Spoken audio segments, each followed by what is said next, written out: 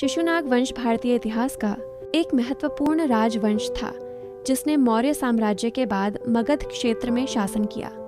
यह वंश 3री शताब्दी ईसा पूर्व के आसपास अस्तित्व में था और इसने मगध के सिंहासन पर लंबे समय तक कब्जा बनाए रखा। शिशुनाग वंश का नाम सबसे पहले भारतीय इतिहास में राजा शिशुनाग से जुड़ा हुआ है, जो इस वंश का संस्थापक था। वंश का संस्थापक राजा शिशुनाग का शासन लगभग 413 ईसा पूर्व से 354 ईसा पूर्व के बीच माना जाता है। उनके शासनकाल में मगध साम्राज्य को एक नई दिशा मिली। शिशुनाग ने न केवल अपनी सैन्य शक्ति से साम्राज्य का विस्तार किया, बल्कि उसने मगध के राजनीतिक और सांस्कृतिक जीवन को भी पुनर्निर्मित किया। वे नंद वंश के बाद सत्ता में आए और उन्होंने अपने शासनकाल में मगध के भीतर कई सुधार किए। साम्राज्य का विस्तार राजा शिशुनाग ने न केवल मगध की सीमाओं को सुरक्षित रखा, बल्कि उसने आसपास के राज्यों पर भी आक्रमण कर उनके क्षेत्रों को जीत लिया।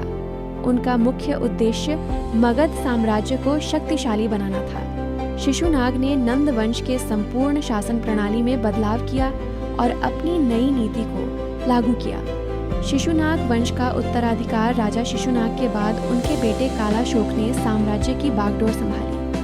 कालाशोक के शासनकाल में शिशुनाग वंश का विस्तार और समृद्धि जारी रही। कालाशोक ने बौद्ध धर्म के प्रति सहानुभूति दिखाई और कई बौद्धों को संरक्षण दिया। उनके समय में एक प्रसिद्ध बौद्ध सम्मेलन हुआ, जिसे तीसरा बौद्ध संगीति कहा जाता है, जो कि वैशाली में आयोजित हुआ था। शिशुनाग वंश का पतन हालांकि शिशुनाग वंश का शासनकाल शांतिपूर्ण रहा, लेकिन इसका पतन नंद वंश के कमजोर होने के बाद हुआ। जब शिशुनाग वंश का अंतिम शासक नंद के बाद कमजोर हुआ, तो यह मौर्य साम्राज्य के हाथों में चला गया। मौर्य साम्राज्य के संस्थापक चंद्रगुप्त मौर्य ने शिशुनाग वंश को हराया और मगध पर अपना शासन स्थापित किया।